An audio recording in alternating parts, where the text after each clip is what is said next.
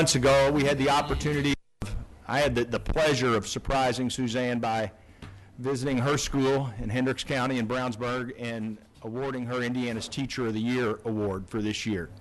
And as is customary every year, when we have a Teacher of the Year, we bring them to the state board so the state board can meet them, hear from them, learn from them, and exchange ideas with them, because this person will begin a journey where she will now compete for the Teacher of the Year at the national level, and she will begin working with Indiana teachers on a project of her choosing as part of her role as Indiana's Teacher of the Year. So I just want to in talking, I had the opportunity to interview the 3 finalists, and when Suzanne walked into the room, her enthusiasm was infectious. You could not mistake her passion for anything but just unbridled enthusiasm, love for what she does, a belief that she affects children not only in visual arts, but across the curriculum. And that comes out so strong when you talk to her. But I'll tell you this, the thing that struck me the most was this is a teacher who believes at a very young age we should be teaching students how to serve others. And the whole role and concept of servant leadership. And so I am excited that the board gets to hear from Suzanne this morning. So it brings me a great deal of pleasure to introduce to you our Teacher of the Year, Suzanne Witten. Suzanne, please come forward.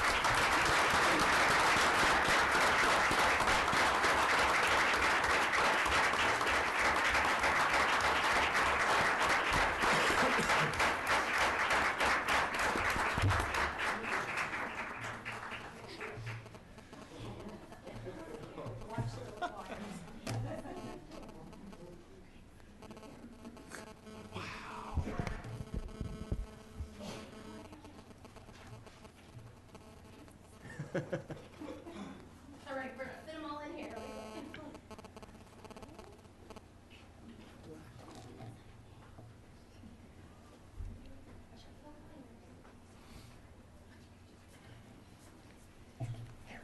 That's good. So we're going to kick you out of your seat. No, it's fine.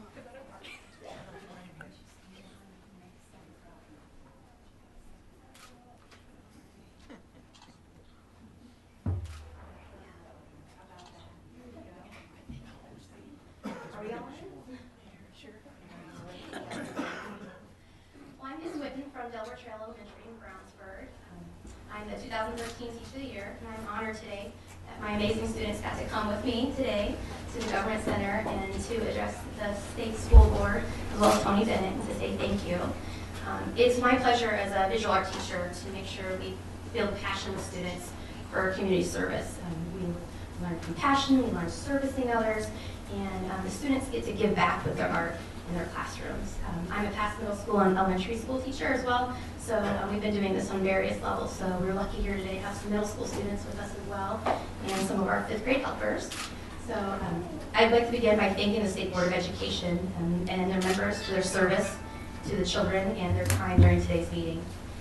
I'm here with a plethora of students and 5th grade students, so the number is quite big, right guys? Yeah. We represent Delaware Trail Elementary in Brownsburg. Our district has 10 schools, all of which earn A's under the Indiana's new school accountability system. This is something that our students, our teachers, and our community members are very proud of in Brownsburg. This accomplishment is also what prompted the idea for what we call Art for A's. So our kindergarten students right now are learning what artist kindergarten? Gustav Klimt. What did Gustav Klimt make? The Tree of Life. That's right. So we make little paintings that we give to people in the hospitals of the Tree of Life to give compassion and give them hope in the hospitals, to make them feel like someone loves them and make them remember that we're here for them and to care for them. And we have a lot of fun doing it, right? I'm here also with their kindergarten teachers. Wave your hand, kindergarten, there we go, as well. So, which we're really lucky to have such a great school system out in Brownsburg and good compassion teachers, because it takes a team. That's right. Okay. The kindergarten students in my art classes created original artwork for their 15 other school corporations in Indiana that have all A schools. Each painting will be mailed to their school district to celebrate their outstanding accomplishment. And we all know that is very difficult, right? A's, yeah, we work really hard. So you may want to say, I might want to say a little bit more. Who came up with the image? So we actually, we teach a curriculum-based art education out in Brownsburg. And so the students get to help me kind of pick out what we want to do. And so they wanted to go bigger with the artwork. So today we're going to present some nice pieces of art from our Gustav projects. You want to hold up the art for A's? So this is our art-inspired art for A's. So we're going to be giving these to each district that got all A's total for their corporation. I want to face the crowd too. Turn around.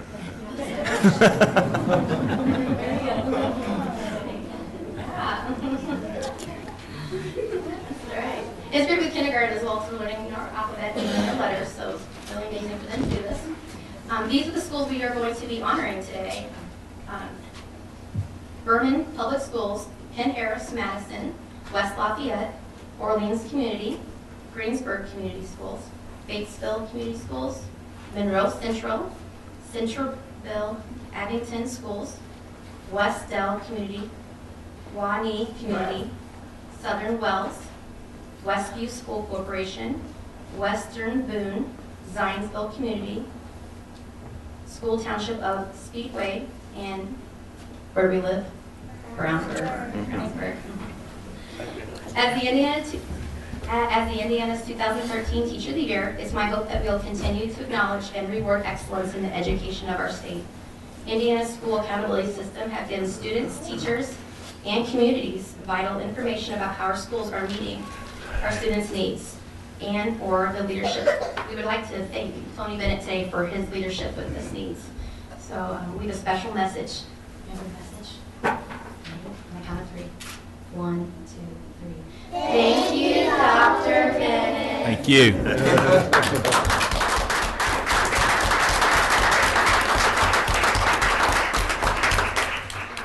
The students created a large canvas painting, and as well we make several others that are actually going to be on display at the Indiana Blood Center and around various hospitals around the state of Indiana. But we have one special here for you today.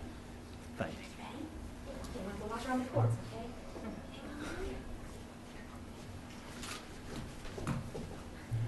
Wow, that's a jungle. A labyrinth of chords. Nice sparkly shoes.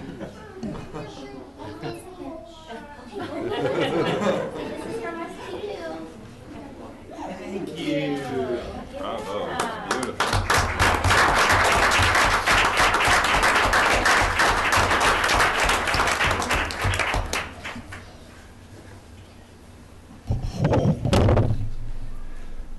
And we also have one for the Indiana Department of Education for all their help. Today would not be possible without them. They've been a great support system for us and our schools throughout the year, and we'd like to present them as well. So we would be welcome to pass that around to Ms. Sallers as well to give that to Department of Education. And we'll show it to you as well. Tony.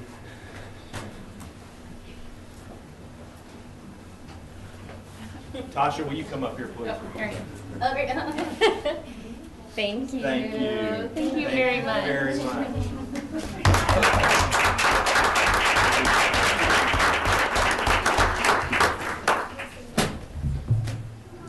For the Art for A's project, and as many others like it during the last 6 years, my students have learned to serve others through the power of art. Through their artwork, students have promoted heart disease, cancer awareness, created handmade hats for cancer patients, and donated artwork to local hospitals, the veterans associations, nursing homes, domestic abuse shelters, and the homeless shelters around the state. Service learning enables students to use their voice and their experience and teamwork to help a worthy cause. We hope that this artwork presented today will shed some much-deserved light on the outstanding accomplishments of many schools in the state. We also have something for the state school board members as well. That's great. We have some amazing students in our school corporation. I have 5th grade helpers every single day. Go and give each person one. We have a little something special for you from the kindergarten What's as your well. name? That they insist that we specially write for you.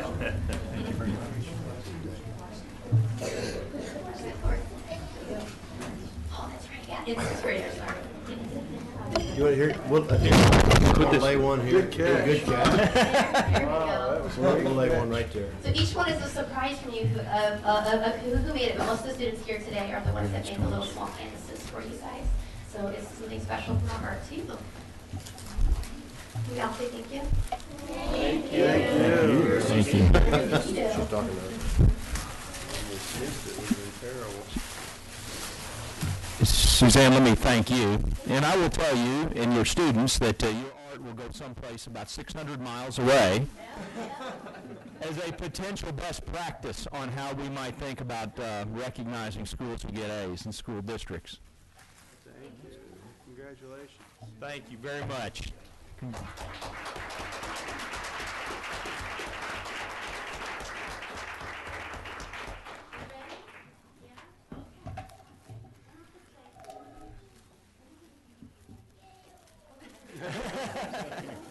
You ought to be scared. That's a scary book. That's scared too.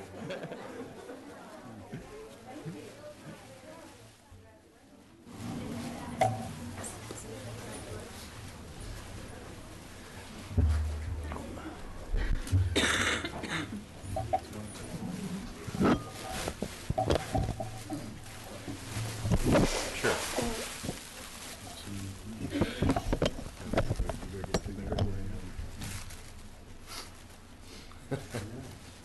Give them a chance so they...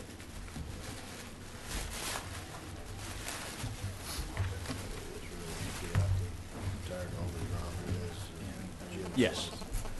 Tony, before we get into the, I think this would be a good opportunity to take 1 second, before we get into the content of the meeting and get distracted with all of the work we have to do today, I would like to take an opportunity, and since we're in the spirit of giving and these wonderful presents from the children, the board of the members of the board got together over the holidays and wanted to find some way to acknowledge your contributions and your dedication and your commitment to the state of Indiana, to the children of Indiana, and to thank you for your leadership of this board over the past 4 years. It's been a true pleasure serving with you and serving under you as the chair of the board, and I know I speak for all the members of the board in thanking you for your dedication and your service.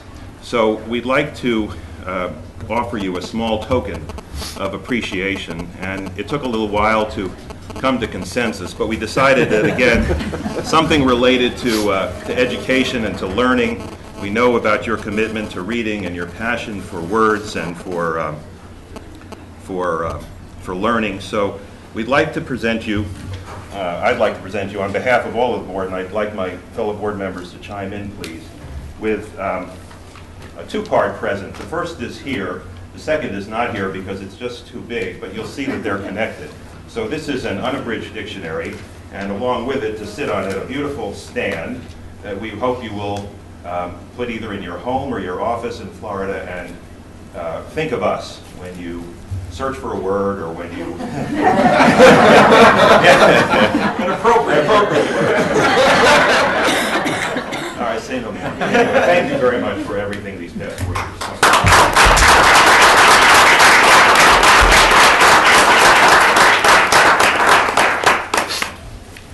Thank you, Neil. I guess I would like to follow that up a little bit. First, to every one of you, and I want to talk about why I am thanking you. The last 4 years, it has been a journey. It has been a journey that has, in my opinion, been the most professionally and personally rewarding experience of my life. I probably never thought when I left teaching, administration, coaching, I would ever enjoy a job as much as I enjoyed coaching high school basketball in Southern Indiana. Part of it was because I always knew whether we were winning or losing. And sometimes in this job you don't know. But I have to tell you, in the last 4 years, I have grown to love a job like no other I've ever had. And in large part, it's because of this board. It's because of your courage, your tenacity, your passion, and your focus on kids. You have personally challenged me to be better. in ways that I have probably resisted from others. You have forced our state Department of Education to be better. And doing that with a state agency is tough. And so I just wanted to take a very quick snapshot of the legacy this board has. Because I think it's probably unprecedented in our state's history. And if you will, take a look around. And this is not at all a comprehensive list. Neil, you mentioned reading. The concept of making sure our children read at level, and I think I'm going to probably say something that I maybe shouldn't say, but what are they going to do, right? I think we have less than 4% of our students that we have identified as reading at level, and when I say less than 4%, that does not include our good cause exemptions, I don't think. Stephanie, am I right there? Yes. So think about that. We walked in here thinking that the numbers would be astronomical and we would have this incredible negative impact on schools, and we now know that really outside of English language learners and special needs students, probably less than 4% of our students are not reading at level. We never knew that before. We never knew how to identify and move, and this board took courageous steps to make that happen, and I appreciate your support of that. I think one of the first things we did was address seat time and removing the requirement for seat time so that we could really get into an idea and into a time where we were moving forward on outcomes and not inputs. We changed the definition of a textbook to include a laptop computer to enable our students to have access to technology. I think we learned very shortly after the initiation of that, schools all across the state were utilizing your vision to give students access that they've never had before. All students, students who may not have the means to afford such technology in their homes. We took action in low-performing schools, and I know, Mike, you've said many times that that may have been one of the toughest things we had to do. But I stand here today, and when we think about the positive impact we're having on the students in those schools, when we think about the positive impact it is having and accountability is having on schools across our state, I think it was probably one of the most important moves this state board ever decided to do. And I thank you for that. It was a courageous move, it was a difficult move, and it was a move that took a lot of your personal time and attention. And you didn't flinch, and I thank you for not flinching. We have adopted Indiana's Common Core standards. And while I know that that will still be a subject of discussion in the legislative session ahead, I still believe in my heart the decision this board made to adopt those is the right public policy for Indiana children. And I thank you for that. Your efforts in advocating the entire 2011 Putting Students First agenda has really become a model for our country. Everything we get from across the country says Indiana has done more, hasn't necessarily done more and asked for money to do it, but has done more for children than anyone. And I appreciate that. Obviously, our teacher licensing reforms, bold action, and I appreciate your efforts there. And the A through F letter grades and metrics. And today we're going to talk about alternative schools. How do we address alternative schools? So I don't know, I was talking to Todd Houston, who spent a lot of time on this board and was our chief of staff for 2 years. And Todd gave me this statement to pass on to you, and I think it sums up how I feel most about the work you've done. And that is, that's a pretty darn good list if you thought it was you were going to span it over 8 to 10 years. It's an unbelievable list over 4. And I would tell you that many times you had to sit here and endure people spewing half-truths and misinformations, asking you to defend the status quo or not do too much too fast, and every time you made the right decision for kids. Every time. And we debated, we discussed. We probably didn't always reach consensus, but you know what? I think at the end of the day, you guys did what was right. And I just want you to know that wherever I go, I'll measure the efforts of a board and those I work with against this board.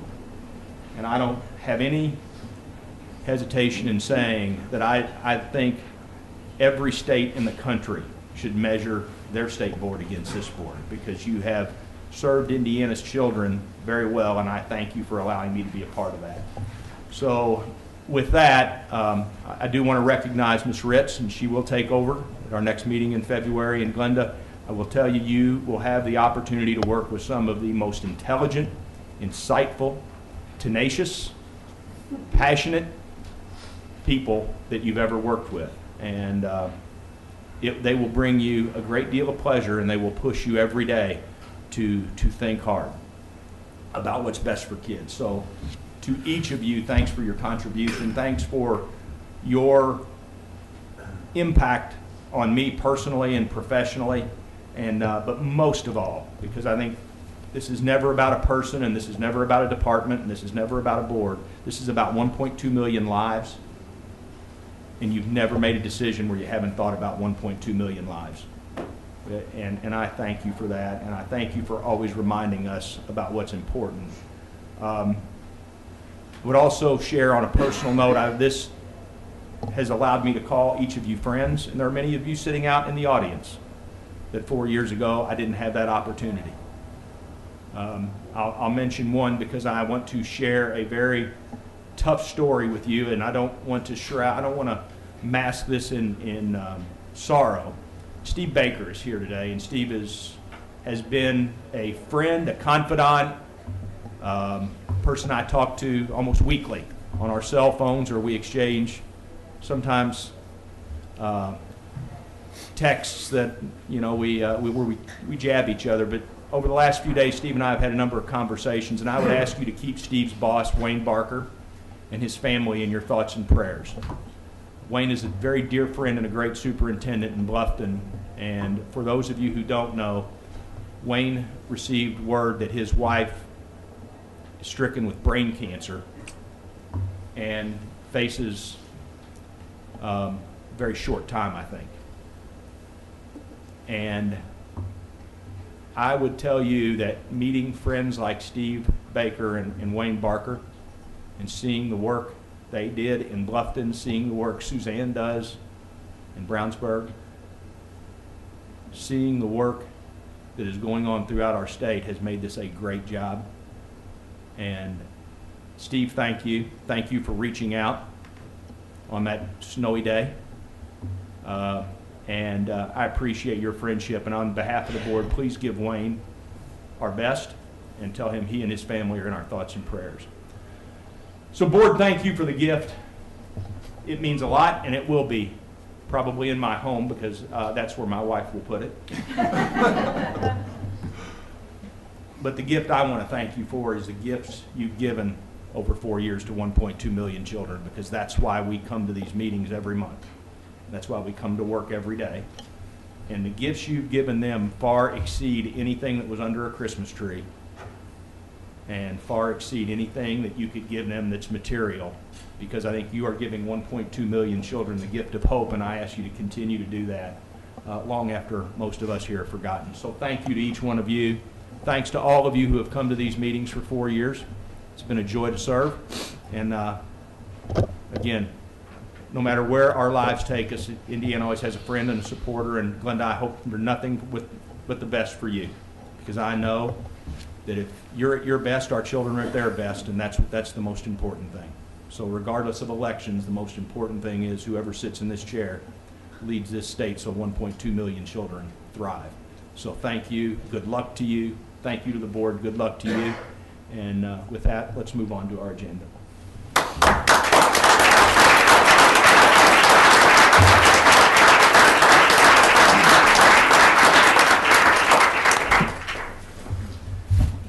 board member comments, reports. There is one, I know that, and I will wait until Joe gets here, because I think we received an email from Joe regarding the National Association for State Boards of Education, the Common Core State Standards Conference in Arlington, Virginia.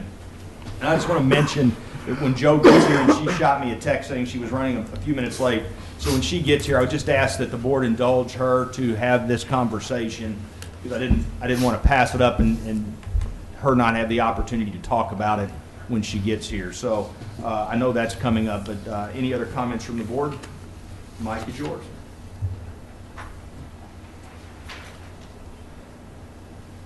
Hearing none, we have a spotlight on learning, and our spotlight this month was going to be our spotlight last month.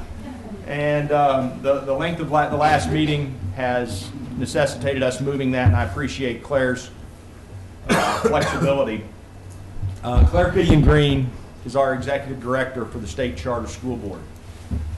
And again, one of the things I am very proud of is we have, through Claire's work, and let me just kind of explain this because it's a little fuzzy to most people, and Claire, I would ask that you maybe explain this better than I.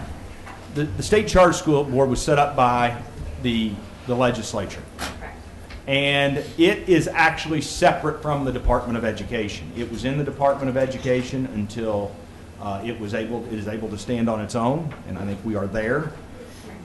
So it is not part of the Department of Education, and the reason it's not part of the Department of Education is because you as a state board are ultimately responsible for the accountability of our schools.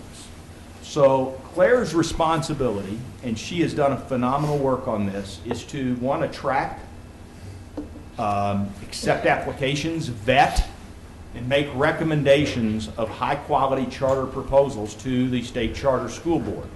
And the reason we had that, and the reason that became necessary, was because we, through the state universities and the mayor's office of Indianapolis, were really getting a limited attraction, a limited kind of expansion of charter schools. And since Claire has come on, we have attracted, and Claire, you'll have to help me with this list because I don't have them all, but we have attracted charter school operators that are truly operators that everyone in the country wants. Carpe Diem is a good example. Basis Charter, Rocket Ship. We have these types, KIPP. We are getting more and more of these types of charter school providers who are really some of the top performing providers in the United States, and that literally states across the country are fighting to get them. And it was in large part because of the 2011 legislative agenda that allowed for the State Charter School Board and made it possible for Claire's work. So Claire, I'm going to hand it over to you. Thank you for being here. Thanks for your flexibility last month, and thank you for your incredible work.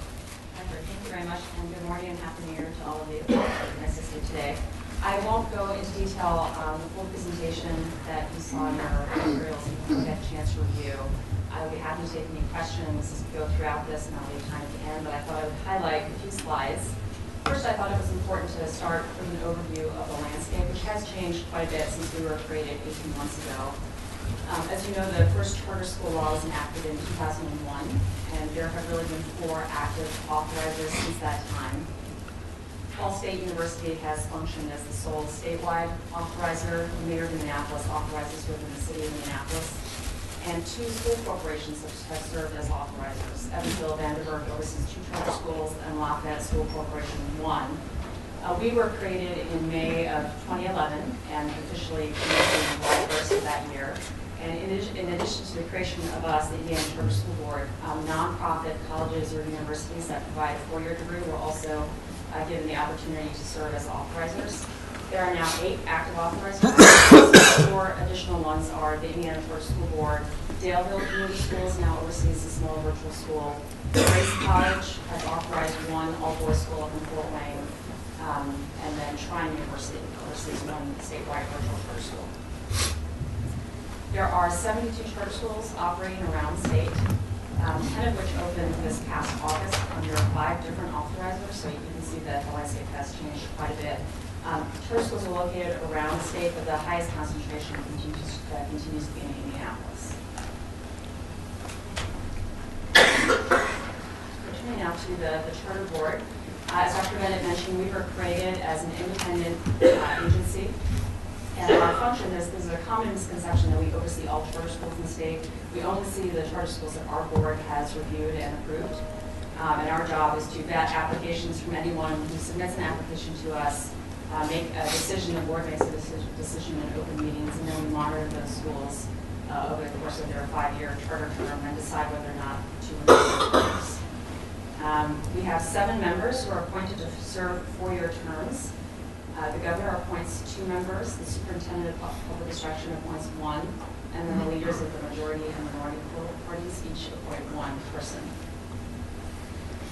This is a list of our current board members, and I apologize, I forgot to make a correction. Mr. Jenkins stepped down from the board last month. He's actually moved out of the state, and he was replaced by David Kogan, who is now our 7th board member. We've had 2 full-time staff members in our incubation within the department and have received lots of terrific support from within the department, principally from legal affairs, communications, also accountability, but everyone has been very helpful to us during our startup. We were fortunate to receive a competitive strategic planning grant in the fall of 2011, and we went through a facilitated strategic planning process and adopted a 5-year plan in June of last year. And I would just highlight for you that our mission is to authorize and hold accountable, very important, hold accountable, a portfolio of high-performing charter schools in which students achieve high levels of growth and graduate prepared for college and careers. And all of the policies that our board has adopted really are designed to support that mission. Our board set forth 5 guiding principles during that strategic planning process. Of course, students first, high expectations for ourselves and also the schools that we authorize. Excellence in leadership, this is very important, we talked a lot about this. We enter a charter or contract with the board of directors of the organizer that submits the application to us. We take that very seriously as the demonstrated capacity and qualifications of that group of individuals. A commitment to innovation, and then rigorous and transparent accountability. Our board has adopted an application process. We hold 2 cycles per year in the spring and fall. We do have a differentiated process for brand new operators and those that have if they have a track record, we take a very close look at that, conduct additional due diligence. We have a rubric that is posted on our website that the applicants can see that's used consistently across all applications. We conduct in-person interviews. We hold public hearings around the state. Our board engages with a Q&A with each of those groups in an open meeting, and then deliberates during that meeting and makes a vote on those applications. And the entire process is designed to assess the demonstrated capacity of each applicant to operate a high-performing charter school as defined by our accountability system. So in a nutshell, our accountability system has 3 components. We have developed standard goals and outcome measures across 3 dimensions: academic success, financial health, and then organizational compliance. This allows us to measure on a consistent basis across our entire portfolio of schools how each of those schools is performing. And then to ensure full transparency, we do with our annual site visit, we provide a report to the board of directors of that school. We also post it on our website. And we've created a performance dashboard that's available right now with dummy data, so you can see what that will look like.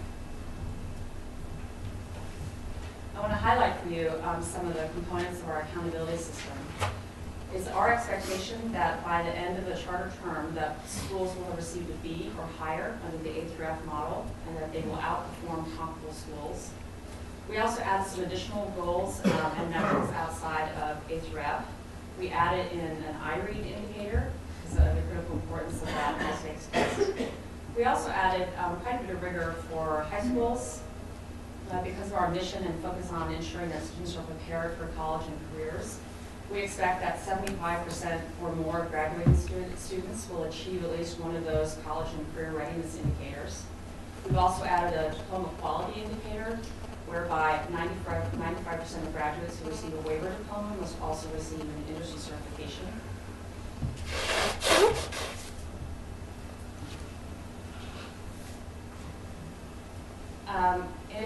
to the grant that we received that I mentioned to you, which took up quite a bit of our time working on that. We've also held 3 application cycles. We've had 12 meetings since December and 19 public hearings around the state. We also developed a new website, and as part of that, we conducted a video interview series with leaders of high-performing charter schools around the state. It's entitled Charter School Excellence, what it takes to create and sustain a high-performing charter school. They're pretty long, but I encourage you to take a look at them because they were really helpful for us in thinking about what's the bar that we are establishing for the schools that we authorize. We have received complete applications from 30 organizers, which is the nonprofit tax-exempt entity that submits an application to an authorizer. The actual number of organizers was 36, but we have an initial screening process, and if materials do not meet our specifications, we will not evaluate them. Out of that 30, our board has approved applications from 11 organizers. 3 opened schools this past August. We have 10 approved to open next August.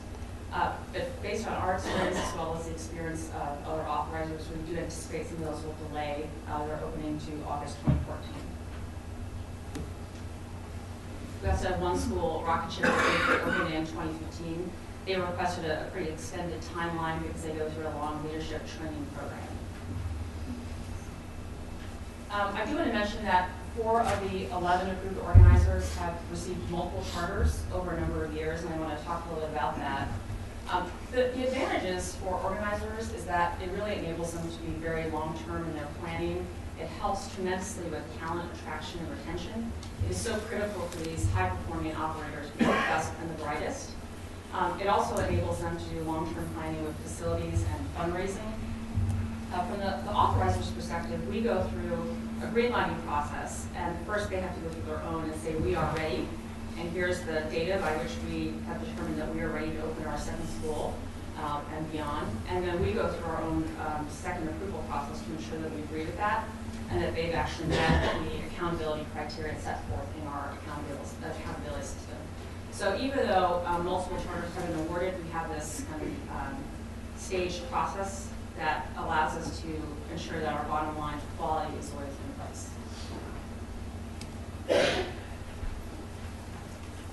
Okay, and we were fortunate to receive another competitive grant this past September, and we'll be working this next year on creating some tools and processes that are designed to foster greater innovation with applicants who are applying to us.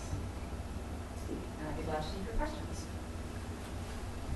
Claire, congratulations on your work when I read the material, particularly on accountability and vision and mission and the principles. Probably good, not that the other school boards do not have this kind of material. I wouldn't want to project that, but this would be good material for any board that has a series of schools, charters or not, on the accountability and standards. I was just reading through that, that all schools, and I'm sure many of them do, at their board level have this kind of material. But I thought it was well articulated, looks very well organized. Accountability was clearly focused. And I just was really proud of the work. I thought it was excellent. Top to bottom, I thought it was very good job. And it gives me a lot of confidence that we can create new opportunities and new standards of performance. So I'd stay on course. It just looks like you have a clear direction to north there, and I like the looks of it. Thank you. Claire, does the board view its responsibility at all in a proactive way? In other words, do you just kind of wait and accept applications from authorizers, or are you looking to try to encourage applications as well, especially in places where there have not yet been charters, but where you think they might be successful? That's something that we hope to do in the new work that we received the grant for. We think it's really important to make sure that every community has the opportunity to have a high-performance school, and that's something we've heard on the public hearings. Everyone consistently around the state says we want more high-performing options that we can choose that are best for our kids. So we are hoping that we can help create some tools that will give ideas and equip applicants to create really strong applications to submit to us. So yeah, I think yes, but in terms of actually recruiting, there's kind of a fine line that you have to draw there, because as the authorizer, you really have to evaluate everyone consistently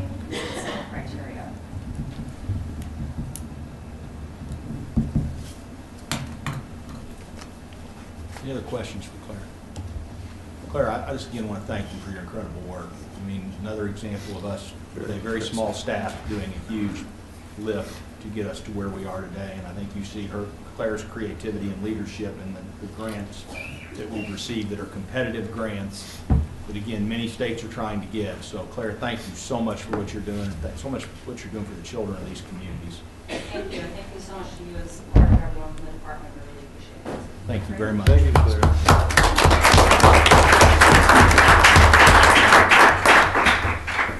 Other comments next. Sean Shriver's the first on the list.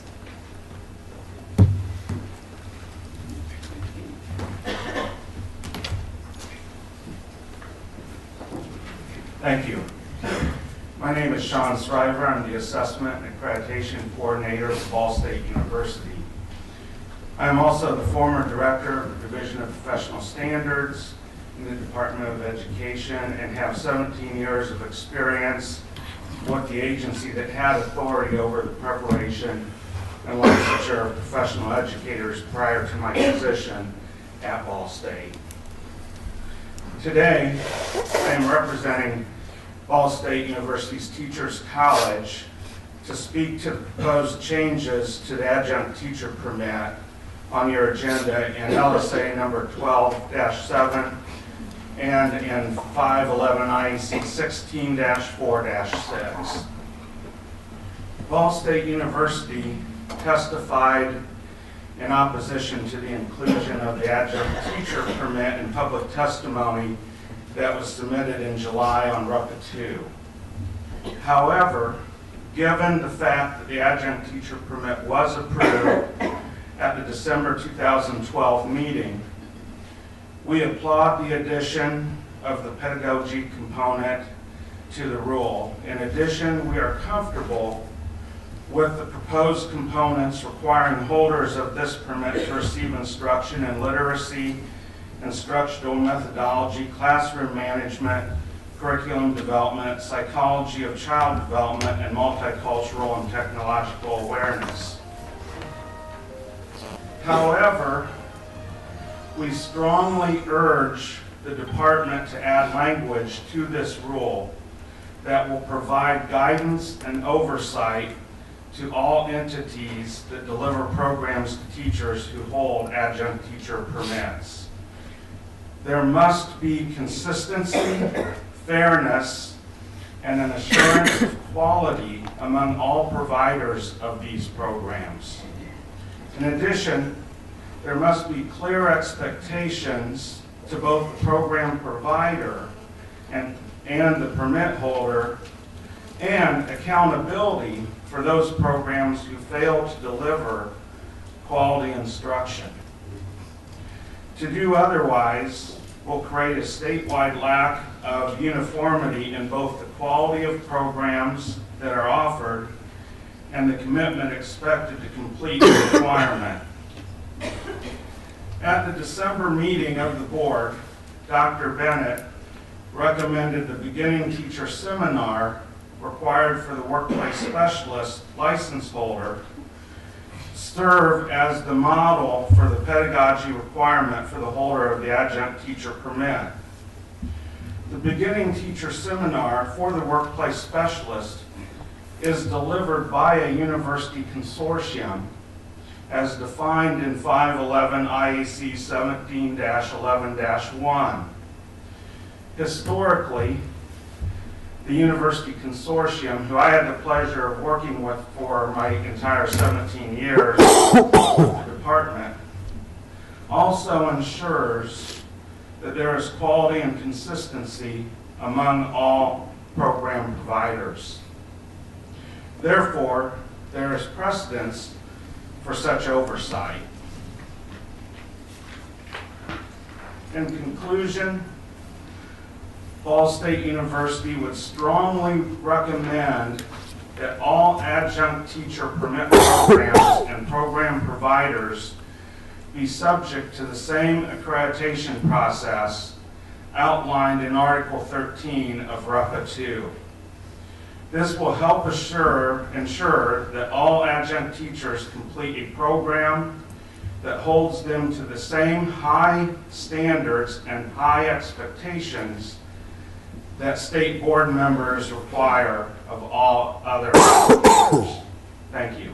Thank you. Vic Smith.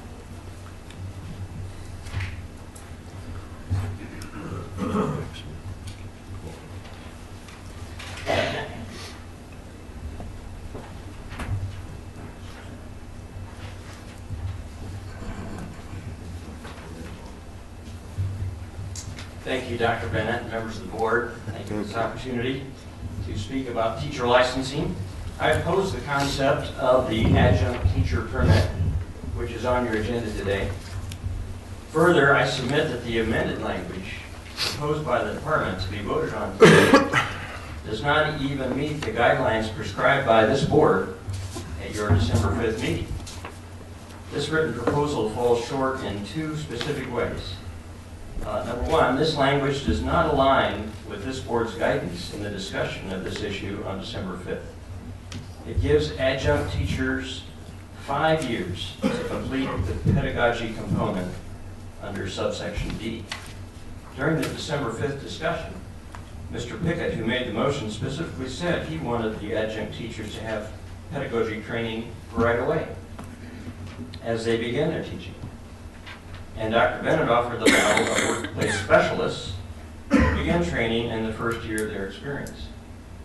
Under this proposed language, adjunct teachers are not obligated to begin pedagogy training for perhaps 3 or 4 years.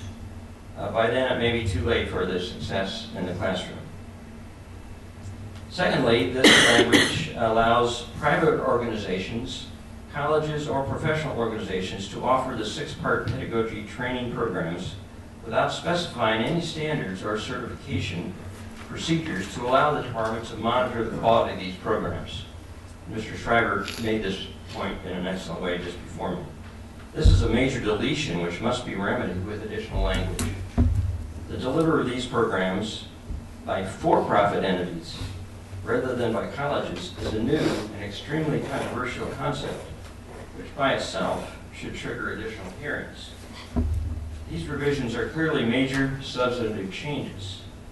Indiana Code 422-229 says, an agency may not adopt a rule that substantially differs from the version or versions of the proposed rule published in the Indiana Register, unless it is a logical outgrowth of any proposed rule as supported by any written comments submitted during the public comment period. Clearly, this language substantially differs from the version printed in the official record. It describes a new, what I'd call pedagogically light training program, which may be offered by for-profit entities as well as colleges, language that was not supported by any written comments submitted during the public comment period, as the law requires. My conclusion is this rule is not ready for final approval. I urge you to table this language today and to bring these major changes revealed for the first time only a few days ago to the public for additional public hearings. Thank you very much.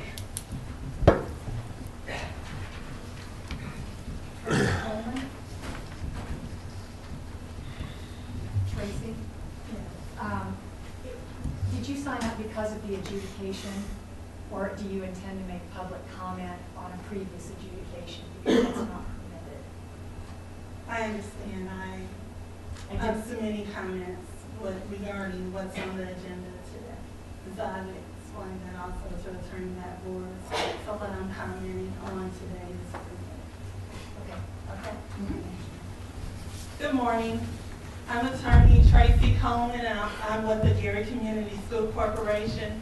Here with me today is our school superintendent, Dr. Cheryl Pruitt, and also our Director of Special Education, Ms. Mary Ann Fedition. What I would like to comment today is an issue before you regarding the adjudication of a special education grant withholding from the Gary Community School Corporation.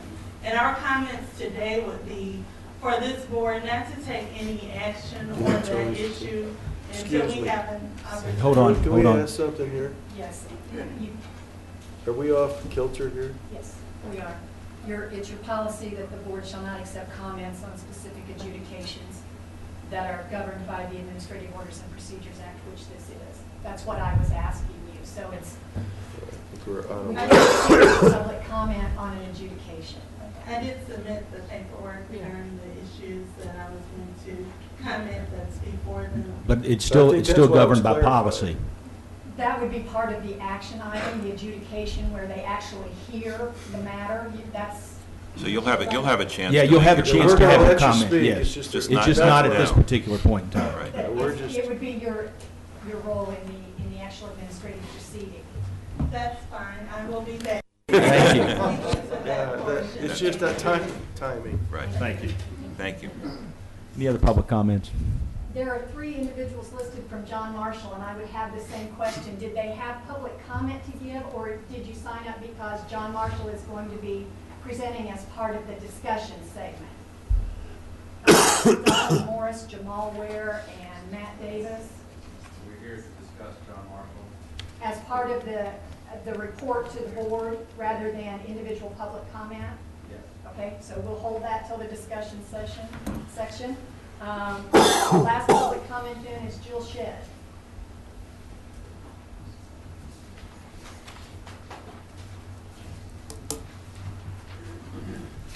Good morning and happy New Year to you.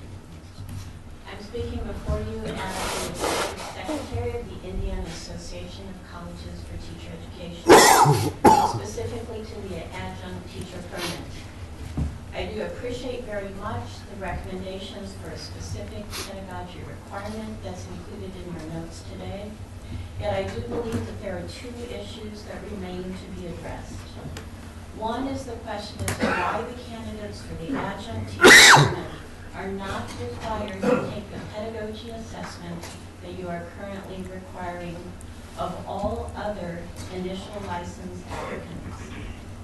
The other role that pedagogy assessment holds, which is a part of your current policy, is that it serves as a quality assessment as an objective evaluation of teacher knowledge. And it's unclear why you would not want that of adjunct teacher permit holders. Secondly, that pedagogy assessment also serves as an assessment of the delivery program, which leads to my second issue. How will these adjunct pedagogy delivery programs be approved? Currently, higher education institutions go through a rigorous national professional review process. Also, higher education institutions must be approved by the Department of Education to standards set by the department, ultimately set by this board. There are also plans that higher education institutions be held accountable for candidates' performance on the pedagogy assessment that you all have approved. So how will other delivery programs be held to the same or similar form of accountability? I would recommend an accountability process similar to that currently required of higher education institutions. I must note, in this state's administration, which has worked to streamline government agencies, to reduce identified redundancies, it remains unclear why this new duplicative permit is needed when we currently have emergency and transition to teaching permits. If you will not table this redundant permit, I would strongly encourage you to address the issue of approval and quality control of these delivery systems. If, as was noted earlier, your focus is on 1.2 million kids, it is important that each Indiana student will have each and every year a quality teacher licensed by this state. Thank you very much.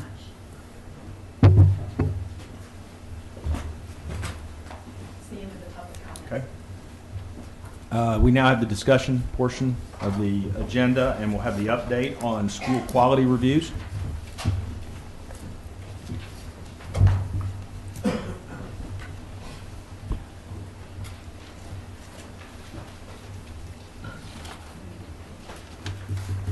So I wanted to go through a couple couple of updates today. One, as Dr. Bennett just mentioned, that is new to this month's pertains to school quality reviews.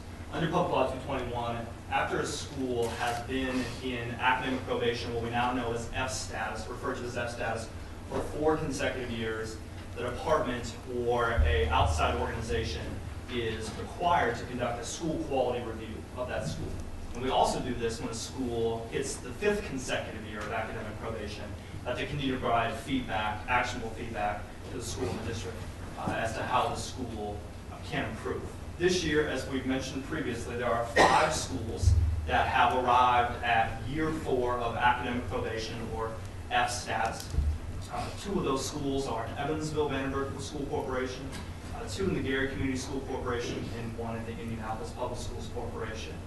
At this time, 3 of the 5 reports have been finalized and are ready for your edification. The other 2 are being finalized right now, and as soon as those 5 are finalized, we will share those with the board so that you have those for your record. There is 1 school that is in year 5 of academic probation. That school is in Evansville-Vandenberg. It is a school where the school quality review has been conducted. This review has been conducted by Mass Insight, the very group that wrote the rubric and the framework that we use to conduct these reviews. So we entrusted them to be able to do those school quality reviews there, in large part because they wrote the very framework that undergirds our school quality review framework. And because they were already working in that school corporation to develop a district-led school turnaround zone. We felt like they not only had the expertise, but it was important to give them the space to work with that school corporation early in the first semester to conduct those reviews. So as I said, those reports are done and ready for the board. However, we wanted to wait until all 5 are prepared to share with you. Well, actually share 6 with you, 5 for the year 4 schools and 1 for the year 5 school. So just want to give you an update on those. We're ahead of schedule as to where we were last year. We want to get that feedback out as soon as possible, but also don't want to go in too early in the school year and not give the school a chance to get off the ground, so to speak. So I want to pause there and see if there's any questions on the school quality reviews before going into others. I just want to, for the record, say, ask you to clarify, under PL 221, what would an F be? So the F is the lowest academic. I know that, what was the term that the academic probation. Okay. I just want to say for the record, many of these schools are past 4 years, as you know, and a lot of that has been changed because of redistricting, and so I have a great concern about the 4-year limitation. I think it should be less. I think it should be 2 years. Because of the same reasons people are concerned about the licensing. Every year that you have an emergency licensed person who has no involvement with academic interests or just shows up and says they're going to school is hurting the kids. So I just, as we move forward, and there's lots of issues around A to F or PL 221, which we can't change unless it's done legislatively. I just want to say for the record, 2 years, 4 years is too long, and most of those 4 years are 6 or 12 years. Just to clarify, the 4 years was as of May? As of this year's designation. So when the board finalized this year's designations, that became the last year. So it is as of last year. Yeah. Yes. This is a qualitative type of thing. We've been in a 3 or 4 year journey on this, calling out schools that continuously underperform. And I think we had mixed levels of cooperation when we first started this. Sometimes the boards weren't even engaged. Since we've taken action on behalf of the children that serve in the turnaround schools, that we serve in the turnaround schools now, have you seen, this is an opinion obviously, have you seen a different level of response and attention? It is a little lax, I suppose, but the ones that we have identified, 4 and 5 years, failing students clearly, have you seen from the superintendent on down a sense of urgency now to change, and what kind of evidence do you have either way? Sure. So let's go with Evansville-Vandenberg, given that they have the only Year 5 school in the state and 2 of the 5 Year 4s. Not only did the superintendent enter into a memorandum of agreement with Dr. Bennett, as districts have previously under Public Law 221, but this district over a year ago started on a journey of very proactively creating a substantive district-led turnaround effort that didn't just involve designating someone as the director of turnaround, but rather identifying a trajectory of low-performing schools and finding ways to give them autonomy around staffing, around curriculum, around school day, scheduling, etc., so that they can turn themselves around in a quick but also deep manner that comes long before the state board has to intervene. And so the turnaround district that they're creating right now during this year includes not only the school that's in Year 5, not only the schools that are in Year 4, but also schools that haven't quite got to that point yet. That, to Joe's point, are just starting to show a couple of years of that status. And I think that's emblematic of the kind of urgency at the local level that we're starting to see. It's one qualitative example, but I think it's perhaps the best one to share, given that Evansville-Vandenberg has a number of schools that are at that Year 4, Year 5 place. Now, we're waiting to see how the results are, but I'll say that it is one of the most substantive district-led turnaround efforts. And we're going to hear later today about another one from Indianapolis Public Schools with Voyager Learning.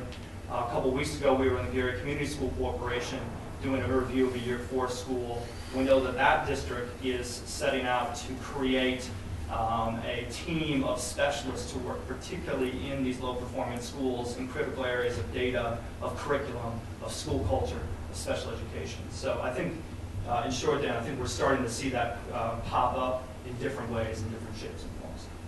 So our actions has collateral benefit, it appears. So that these changes that you mentioned, or at least the initiatives, would be or will be reflected in the quality report that we would expect? They will. And I think the key thing there is that they'll be reflected in the reviews, but what will be particularly important to note is how far along those initiatives are. Some of them are just starting to take form. And so in the review, you will see mention of it, but it won't have a direct impact necessarily on the results because it's just starting to take form. In other places, these interventions are already well underway, and I think will have a more pronounced impact on the reports. One other question, sorry. The data I referred to, the 12-year, that's available, right, for anybody? And it's online. It used to be online. Which data? The data that shows, like one corporation's progression or regression, whatever it is. It's readily available for anyone, and it's been available for a long time. And is that aligned with the data, the new data system? The new HRF system? Yeah. Yeah, so the STN that we did, is there some inclusion in that? Mm-hmm. Okay. Thanks. Any other questions for Jim? So move to the, oh, sorry. If you don't mind, again, I think you said this, but I want to make sure we state it clearly that the goal of accountability all along was to build really that menu of options at the district level. And again, Indianapolis Public Schools, and we're going to hear from them and Voyager Learning. That was an option they chose, and it was a locally driven option that they believe will pay big dividends for their children. That allows them to potentially avoid the discussions we had last year. And that's what we have always wanted. The intention of accountability was not to walk in and to quote unquote take schools away from districts. It was to provide that last ditch effort if we have to do it, but also to put that place, that marker in that says we must improve. And here are the best practices to go pursue to help you improve. And I think what Jim is talking about today, Dan, is exactly that. Where Evansville, David Smith and his team came to us and said, we have an idea. We acknowledge that we have schools that are not performing, and we have an idea to to make substantial changes in those schools that is a locally driven process. And again, the more I think we do that, the more accountability works. And that's the benefits of A through F grading. That's the benefits of Public Law 221 when it's truly enforced. It's the benefits of what this board has done. And I think that's what we should be standing for. I want to provide a brief update on the turnaround academies. As we have done traditionally for both lead partners and turnaround school operators, you were provided with the update on the traditional update on leading indicators, data for the lead partners. I'll pause there and see if there are any questions on that data prior to moving to the turnaround school operators. So the turnaround school operators, that data again was provided as it had been previously. A couple of things that are unique. We've started to collect. We're starting to have for our analysis data that shows how students are growing on sort of formative assessments, whether it's the Scholastic Reading Inventory, whether it's Acuity, NWEA. Each turnaround academy is using their own complement of assessments, in addition to, of course, enforced assessments and I-STEP. And so some of that data is available for you to analyze. We also have representatives here from all of the turnaround academies that can answer specific questions. I just wanted to highlight that and also flag that next month you should expect to see an update on end-of-course assessment data. So this is our first state test data from our turnaround academies that we'll have at our disposal in the February State Board meeting. I just want to be sure that that is flagged, and please be sure to be looking for that, because that will tell us Jim, I want to make it another point that over the Christmas break, I had the opportunity to visit with many of the regional teachers in my district. And the issue of testing and being over-tested sounds like it's a local decision. One corporation I talked to was their local superintendent said they had to take Acuity 52 weeks out of the year. That was their local decision when the neighboring one didn't really embrace Acuity or Dibbles or whatever Scholastic. Can you clarify that's the issue? The primary tests that we take for accountability purposes is I-STEP and ECA, correct? Those are. And the others are diagnostic and more or less a resource if people want to use it. Yeah, that help us to inform our progress towards achievement on those lagging indicators of success, I-STEP and ECA. Joe, I put a quick pencil and paper to this, so I don't want to make the strong statement that this is statistically a perfect calculation I did. But all this discussion around over-testing is if you calculate the amount of time students are assessed in Indiana schools on Indiana mandated, on statutory required, either NCLB, it's 0.6%. Okay, 0.6% is how much the state requires assessment. Now, as you mentioned, and I think it's very important to state this, the rest of it the state makes available to school districts, and we did that when I think some of you had the foresight to I think, Mike, you were on that group, to renegotiate what we were doing with assessment, and we allowed districts the opportunity to give those formative assessments, but it is their local decision. So some, again, I'll go back to my favorite little elementary school. Arlington Woods uses their weekly assessments, and they believe they have a better predictive power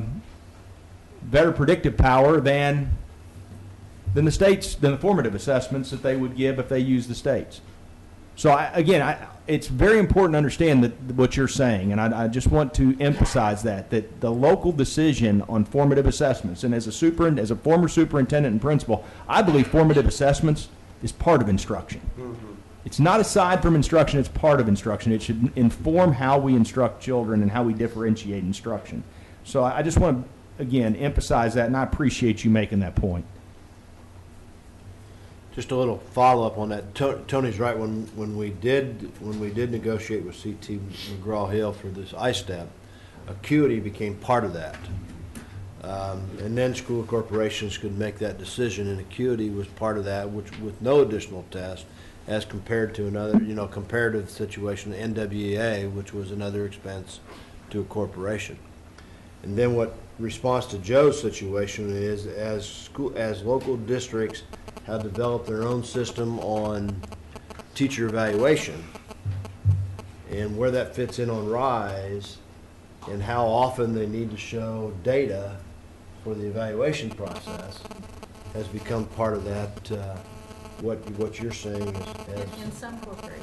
Yeah, and like I said, and we all each know that the decision on how you do teacher evaluations through whether it be RISE or another selection is a local decision. And it's also a local decision on how much assessment, I call it, formative assessment to informal, whatever we're talking about, how much of that is part of the evaluation system. And that varies from district to district. So that is not a mandate from this group. Generally, the emphasis too, it's a rather strange thing when they talk about these assessments that we do, as like they're separate from the educational process. I mean, you just mentioned a teacher is assessing you can see it in the eyes sometimes, wait a minute, this isn't going right. But we assess all the time so we achieve better instruction.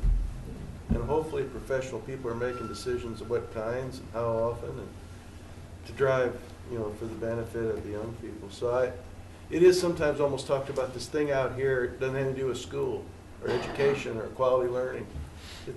It's an integrated process.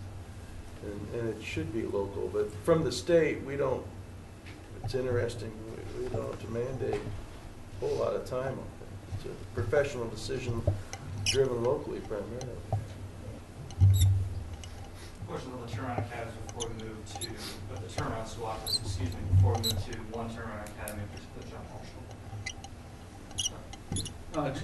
Jim, I'd just like to say that I've had an opportunity prior to the holiday to do an update with both Edison and Gary Community School Corporation regarding Roosevelt. And there are a couple outstanding issues that I want to bring to the board's attention. One of the issues from Edison's perspective is the maintenance of the facility at Roosevelt, where there continues to be ongoing expenses that I asked, I'm not sure if Todd.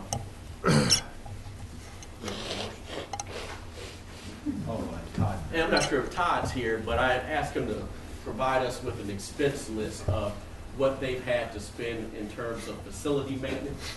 I'm sure as the board's aware, that is one of the expenses that I think statutorily as well as within our contractual agreement, the school corporation is supposed to maintain. From the school corporation's perspective, there's an issue of utilities, which apparently there's a dispute as to whether or not the school corporation has to pay utilities of the turnaround school operator, which I don't think there's any statutory authority for and should not be the case. This continues to be an issue in light of the ruling that came down from the court a couple of weeks ago. I think at some point we need to look at trying in some way arbitrate that situation. There's a possibility there of a set-off where if we have expenses that are legitimate expenses for facility maintenance, that we can set off against the amount that may have been overpaid to the turnaround school operators during that first payment period.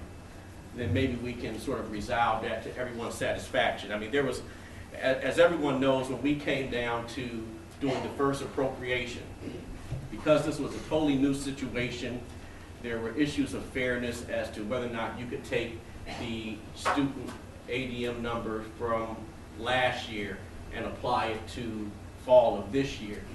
And at that point, it was my position at the time that there should be a reconciliation between the real count from September with what we paid on for the initial payment period. In the case of Roosevelt, I believe Edison got about paid for 1,032 students for the first payment. Is that right, Jim? something like that. Now, I want to clarify something. Is that what they got paid for, where Tony always talked about it, that's how much money was withheld? Because there are two different, remember, we talked about that pretty extensively. So if we're having an account of 1,032, the way I'm understanding it, that's not necessarily how much Edison was paid. That's how much money was withheld from the Gary Community Schools. At the So- time is what they were, what was withheld, but I think Okay. now, has it or has it not been paid? It's not been paid for. Okay, well, that's even Okay. better. So I'm just saying. Well, no, But- with regards to what my recommendation is, it's better because then the money, we're holding the money, Well, correct? That's correct. So my point is that to the extent there was a discrepancy between the 1,032 and what we know to be the case now, 700 and some? That sounds approximately correct. 700 and some. That money is now actually Gary Community School Corporation's money. And, well, should be Gary Community School That Corporation's money was withheld from the Gary Correct. Community Schools that now, that's not right, Dave. No, I'm just saying this is part of adjudication, maybe we ought to Okay. defer it to the adjudication. is it- Oh, it's the adjudication? I thought it was just on special ed. No? It's both. No, actually, I think the adjudication day is just special. Isn't Well, it? I'm sorry, that's what you're, No. Well, there's a question about that, because ADM money doesn't include capital projects. Shouldn't those costs come from capital projects?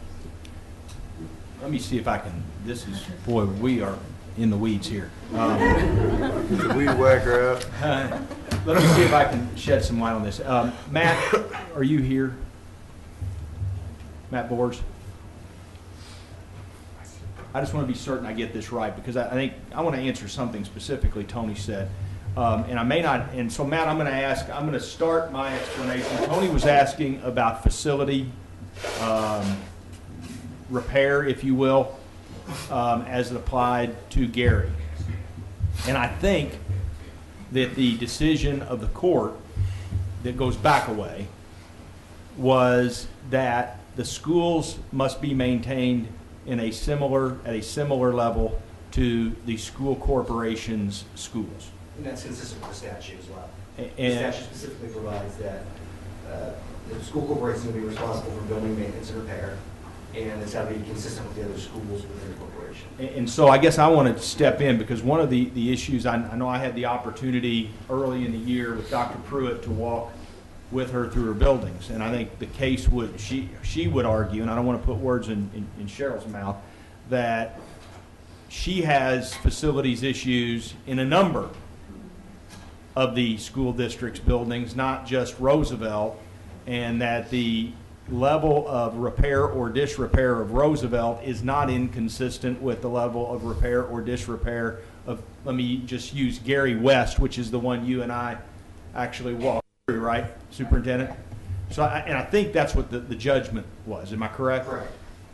Just want to be certain I got that right. And I can attest to that personally.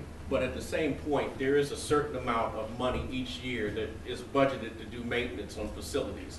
And Roosevelt statutorily should be part of that equation.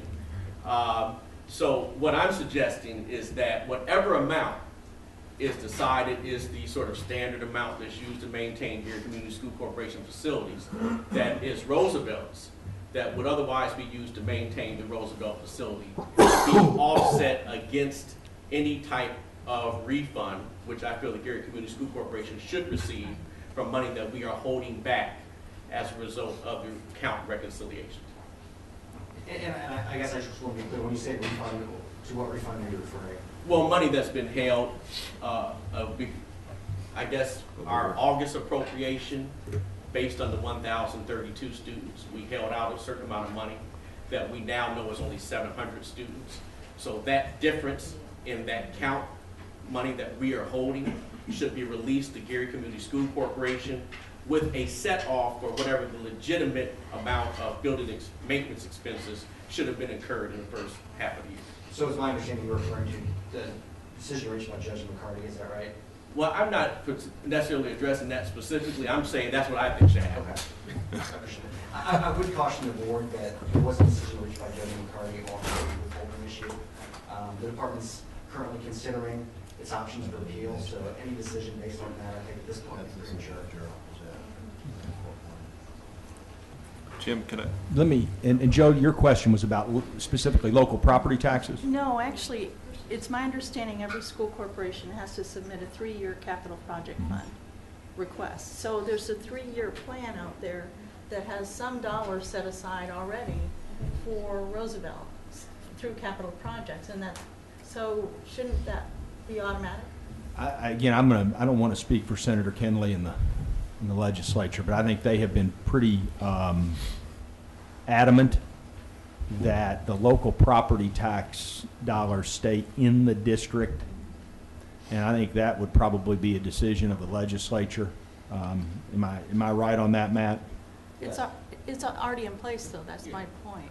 So why? But as a former superintendent, Mike, and you know you can Yeah, amend when you that develop it, when you develop a CPF plan, you have to develop a 3-year plan that has to be submitted to the DLGF, and there has to be a plan for each facility. Okay, and so that plan is submitted to the DLGF, and is submitted to your school board, and then submitted to the DLGF, and is approved. And you have a plan for each facility. So that's and then your tax rate and the amount of money you're getting from CPF is determined by the DLGF. So. Yeah, with the $1.25 per 100. Well, depending on. I know that. Depending on a lot of different things as But the far cap as is- yeah. cap structures and everything else. But just understand that whatever is presented is not always accepted. Matter of fact, very seldom accepted. Jim, I want to thank you, first of all, you and your team, for all of the hard work that you put in over the course of more than a year to make this process work. It took an incredible amount of time to do the reviews and to work with Mass Insight and to do the evaluations and to select turnaround operators and to monitor their progress. And I know you and Jackie and others have worked very, very hard, and I want to acknowledge that and express our appreciation for that. One question and one comment. I find the update reports difficult to plow through and to interpret. And I would ask, and this may not be your problem anymore, but whoever's problem it becomes, I would ask that we give some thought to a more, both a more consistent and a more concise or a clear way of capturing key progress indicators. They're kind of buried in there, and I know there are some, and I know it's early, so I'm not looking for dramatic progress yet. But I just find it hard to go. I don't know if any other board members share that, but I would just offer as a constructive suggestion that we look for a way to, or certainly in an executive summary kind of fashion, what are the 2 or 3, this is going really well, there's some problems here, and here's all the detailed stuff if you want to plow through it. So I would appreciate that. Absolutely. Finally, I'd like to get your, because I value your opinion, and I know you keep a close hand to this, there clearly were some challenges at Howe at the beginning of the year. I know that CS USA made some real efforts to get that turned around, and I know you've been working at that. Can you just give the board a little bit of a qualitative update of how things were looking when they went into break? Yeah. So I want to qualify this by saying that we have conducted our mid-year qualitative evaluations of both Roosevelt and Arlington, and will do the qualitative mid-year evaluations of the CSUSA Turnaround Academies next week. So we'll have a formal report to expand upon what I'm about to say in short order to provide the board, in addition to the reports on Roosevelt and Arlington. I think that from the monthly updates, one key indicator that you will have noticed is the number of staffing changes and additions of programs to try to address critical areas that we were concerned about at the beginning of the year, particularly school culture. So adding high caliber hall monitors to improve the culture, adding different programs to engage students in the classroom, T9, HIPE, and some others. I think that the reality is that those programs coming in the middle of first semester need time to take root. They may very well be a critical part of turning that school's trajectory around, and I think that implemented with fidelity they can be. But I think it's too early for me to say that they are the panacea, but I can say that from a staffing perspective and a program perspective, substantive efforts have been put in place to curtail issues that were identified both by us and by CSUSA at the beginning of the year. I think time will tell as to how effective they are at righting the ship, if you will.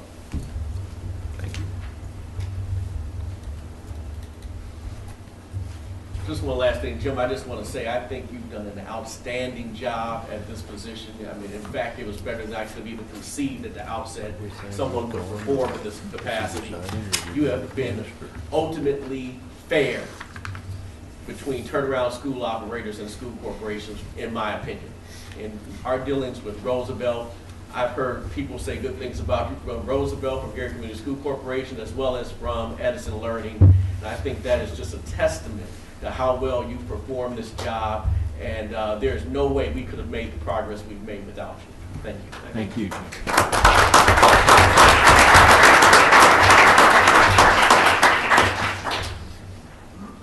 Today, the thrust of our update will pertain to one particular turnaround academy, and that is John Marshall Community High School. Today, we'll discuss two of the three mid-year benchmarks that the board set at its assignment of the intervention earlier, or in the middle of 2012. Those two benchmarks that we will explore today are the following. One, that 40% of students will be on track at the mid-year to pass both sections of ISTEP. And two, that the school at mid-year will show improvement on 5 of 9 Mass Insight indicators for high-performing, high-poverty schools. This is a mixture of both the quantitative and qualitative. The third mid-year benchmark has to do with end-of-course assessment data. And because that data is not yet finalized for the December testing window, we will not be discussing it today. But again, you should expect a report from someone in February on that data. Emily Richardson and I will give a brief presentation on our findings from the school quality review, excuse me, that uses Mass Insight's high poverty, high performing schools framework. Again, just to highlight, this is the same framework that we use beginning, albeit too late to your point, Joe, in year 4 of consecutive years of academic probation. We think it's important to use the same metric to have the same framework guiding our qualitative reviews. We'll provide a brief update on our findings, and then we'll turn to Dr. Vernon Johnson from Voyager Learning, who will provide an update on the quantitative mid-year goal that we have data to discuss today, and that is pertaining to ISTEP. And he will also provide a more holistic mid-year update. And it sounds like we'll also have the opportunity to hear from some of John Marshall's students as well. I want to draw your attention, if you would, to the document provided in advance of today's meeting entitled School Quality Review. That'd be great. And we're just going to move immediately to the final slide, do a quick summary, and then open up for questions. Again, the metric that we were looking at is for the school to show improvement on 5 of 9 Mass Insight indicators. Just a quick summary, or just a quick synopsis of that Mass Insight framework. It has 3 different domains: readiness to learn, readiness to teach, and readiness to act. Each domain has 3 sub-indicators, or as the slide suggests, standards. Again, these are the same objective standards that we look at in all of our school quality reviews. In sum, the school did indeed show improvement on 5 of 9 indicators, specifically 5 in particular. And we're not going to go through each and every one of them, but do want to highlight 2 in particular that Emily and I believe are of special importance given where the school has been and given where it has come in the first semester. The first one we want to highlight pertains to close student-adult relationships. Before talking about the growth, I want to provide some context of where this school was a year ago, so more or less. When we did the school quality review last year, the school received a 2 on this indicator, or minimal evidence. And one of the key reasons it did is in our student focus group, which we consistently conduct with school quality reviews, we heard from students consistently that they had serious concerns about a sizable percentage of their teachers' investment in their education and success. This has changed dramatically, not just in terms of anecdotal reports in the student focus group, but in terms, most importantly, of real, tangible, substantive systems and strategies that the district, that the school leadership, and that Voyager Learning has put in place to ensure that student-adult relationships are appropriately close, productive, and focused on academic outcomes. 2 things in particular to give this actual concreteness. One, the school has dramatically increased its number of extracurriculars. And here we're not talking about sports necessarily, but rather about clubs, including things like a chess club, that gives students a chance after school to get to know their teachers on a different level, but also stay motivated to succeed in the classroom in order to participate in these clubs and organizations. The second principle, the second main strategy here that we heard about from teachers and from students and from school leaders pertains to how they assign students to a strategy known as success periods, which pertains to the 8-step process for continuous improvement.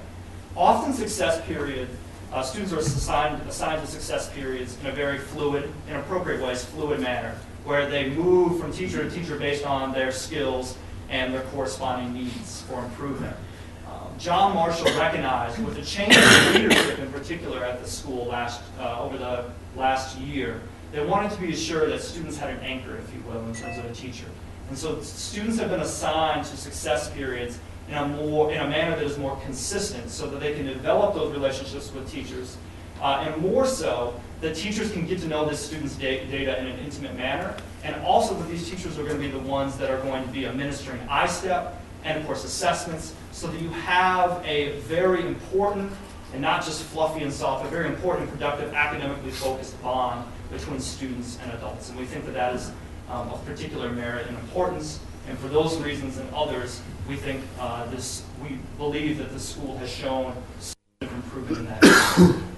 I just want to say on the focus group that we had with the students this year, we had about 10 different students that were in that focus group, and none of them said that less than 70% of their teachers cared about their success. So I would say that it was about 6 students said 100% of teachers really cared about their success, and all the rest of the 4 students had between 70 and 95% of their teachers cared about their success. So that is very, very, very positive. It's important in particular because last year we heard from students that they felt like approximately 60% of teachers weren't invested in their success. And so that's why that number is of particular importance to highlight. The second area that we want I'm sorry, to can highlight, I just one? So what prompts the grade of 3 as opposed to 4? Yeah, absolutely. So 4 speaks to a very consistent and pervasive amounts or degree of these sort of systems and strategies that promote close student-adult relationships.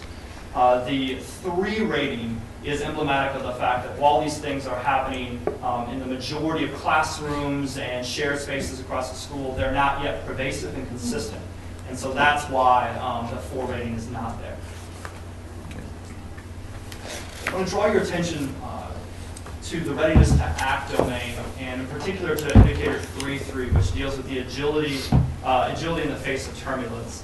What this really has to do with is how district, lead partner, school leadership comes together to make in real time data-driven decisions that inform substantive elements of a school, be it culture, be it curriculum, be it data, be it scheduling.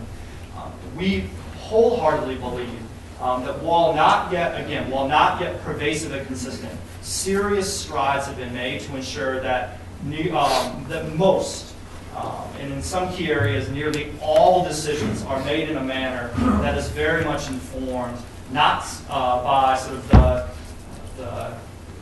the more anecdotal, qualitative findings, but real student and school level data that is collected in a rigorous manner and acted upon with urgency and seriousness. And that is done, we think, in large part because of the close collaboration between the district, between the school leadership, and between the lead partner of Voyager Learning. Now, our separate conversations with Voyager Learning, with the district, and with the school leader, it was very illustrative to see the ways in which, even though they weren't sitting side by side and they were talking in separate focus groups, they were very much aligned in terms of how they were approaching this year, how they were approaching the interventions, and seemed to work with a great deal of fidelity to ensure that changes to the intervention are being made with urgency, but doing so in a manner that is really, truly data-driven and focused on how to get the best bang for your buck, if you will, within the year, and not just waiting for arbitrary timelines to make changes. And so for that reason, we see improvement in 3-3. We think that we raised these two areas of particular growth up to you as examples because they have reverberations to the other areas of improvement, such as a shared responsibility for achievement, personalization of instruction, and resource ingenuity. In other words, maximizing those resources that are at the school's disposal, and even coming up with some more creative, if you will, manners to ensure the school is improving. There's one area that is important to note that we believe the school and the district and the lead partners should dedicate substantive attention to in the second semester. And this is something in our conversations, again, with those three key stakeholder groups, we have full agreement on, which is around what the rubric calls a professional teaching culture. This has to do with a laser-like focus on individualized professional development for teachers that ensures that they're improving in their instructional practices. It's important to understand that while this indicator did slide, it is in some ways understandable because in the first semester, Voyager, the school, and the district were very focused on ensuring that they identified students' unique needs and paired them with specific interventions tied to those student needs. And so while teachers did receive professional development, and while there were professional learning communities happening, the particular focus was how do we identify where students are and how do we ensure that they're improving to meet, in particular, those mid-year benchmarks. And so it is not to say that this is not an area of concern and that should show improvement, but rather that it is an area that was not exactly the lowest hanging fruit in the first semester for the school to focus on. And we know through interviews with the key stakeholder groups that this is an area that they will focus on in the second semester. Questions across any of the 9 indicators? If you boil all this down, are they on track? Yeah, like. Qualitatively, they are. That's what I was gonna get. And as you'll hear momentarily from Dr. Vernon Johnson, quantitatively around ISTEP, they are very close to meeting that mid-year benchmark. In some ways they have, depending on how you look at the data. If you factor in high growth in particular, if you factor in students who are within the margin of error, the short answer to Dave is yes, qualitative and quantitative. Good, thanks. I think with that, we'll turn over to Dr.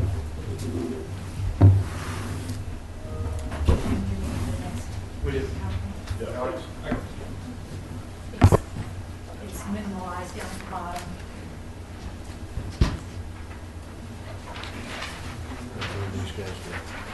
Morning. Thank you. I represent a team of people. We're educators who work with educators.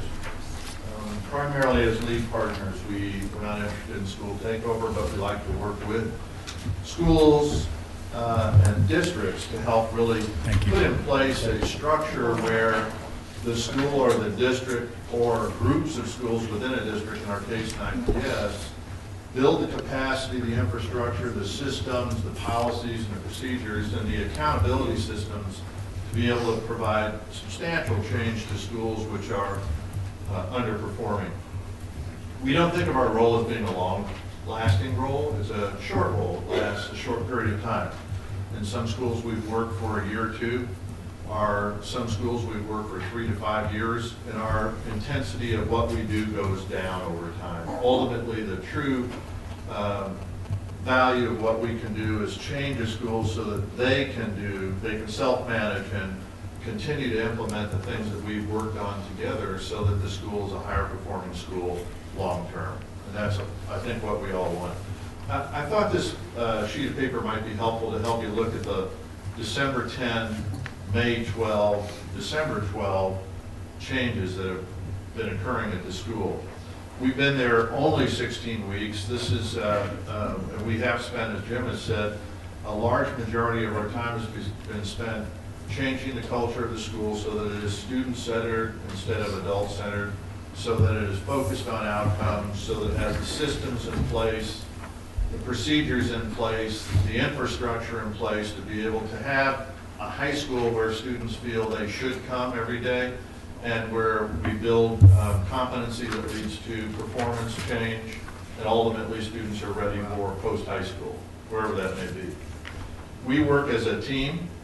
We do not run the school by ourselves. We're often asked that question. We work with the leadership in the school, with the leadership of the district to really kind of put things in place to change the school. Dr.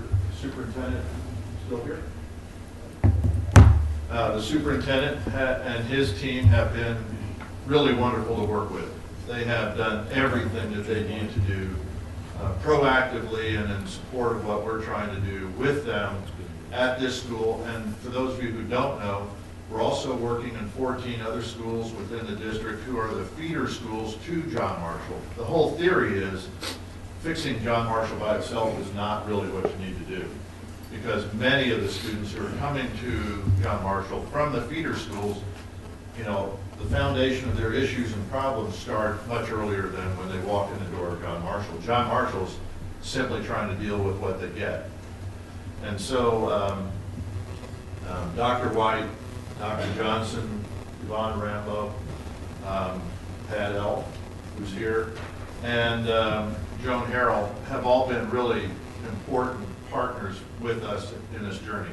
I want to just make a few comments about what we think has happened in the last 16 weeks. Do I control it? That's amazing. You're allowed to be here. Can I just do this, right? Okay. Just some, David or Mike, you asked some questions. You know, cut to the chase, what does this really mean? So we have a 75% increase in pass rate. We've gone from 22 to 38. There's no celebration here. 38% is not acceptable, but it's the right trend, the right trajectory, and we hope that the infrastructure that we're putting in place will make that grow even more. 3s are unacceptable. We should be 4s. We got to get there. Participation, I think this is important. We had 99% participation in the testing this year, which is fabulous. It parallels any other good school across the country. We had an interesting fact, about 15 students that would have passed had they had only one more item correct. And these are kids on the bubble who you focus on to make sure that the next time they're over the hump. It could make a big difference in the overall performance of the school. We're changing together. We're changing the performance curve of the school. It used to be skewed really to the left, low performing mostly. Now we're trying to shape it so that it's skewed more to the right. That's really what our goal is. We're seeing evidence of that now. And as again, this is 16 weeks. It's way too early to claim victory, but you're looking for trends, for trajectory. When would these tests have been taken that you're showing these results for? The last week of November, first week of December. Thank you. Are these tests A and B, or was this from one grade level to the next? These were A and B both, right? Predictor A was in the fall, and then predictor B. If you look at the ELA growth for the students, I think the big story here is that we're getting achievement gains where we weren't getting them before. Most importantly, we've taken the 7th and 8th grade students, we've analyzed every student in terms of their risk of failing relative to grades and behavior and attendance. And based on that, we've identified 145 seventh graders and I think about 125 eighth graders who we are focusing on individually with great intensity so that we don't let those students fall through the net. And we think that'll make a big difference. It's really about building an infrastructure where every adult in the school is now focusing on these kids who are at the highest of risk to make sure that they don't become a casualty.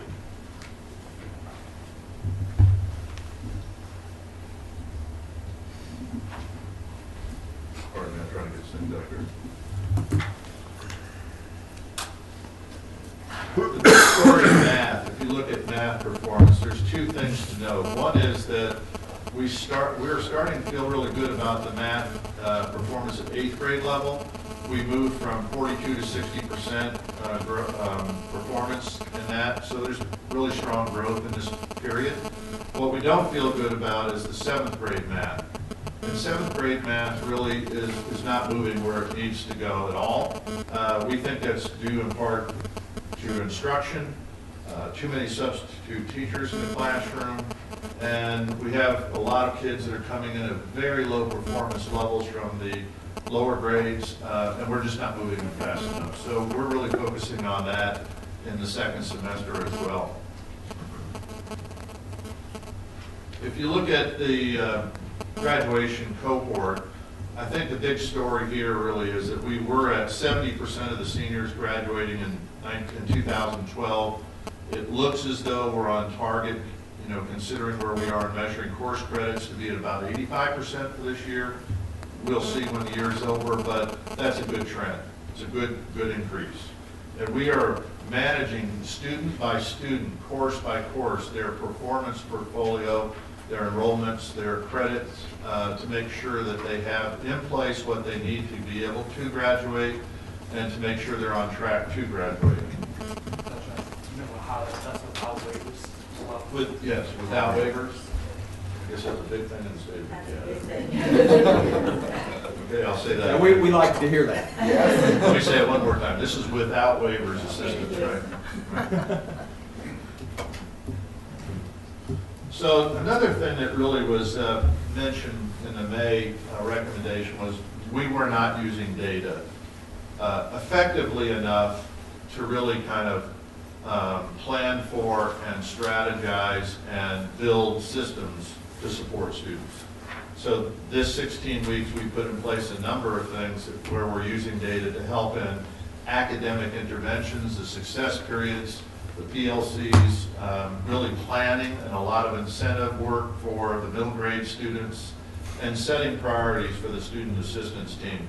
This really gives us a lot better focus, and we are all talking the same talk, so the language in the school's changing around a common set of language, and I think that makes a big difference. The expectations and the accountability for every adult in the school are focused around accountability against a set of priorities that we put in place.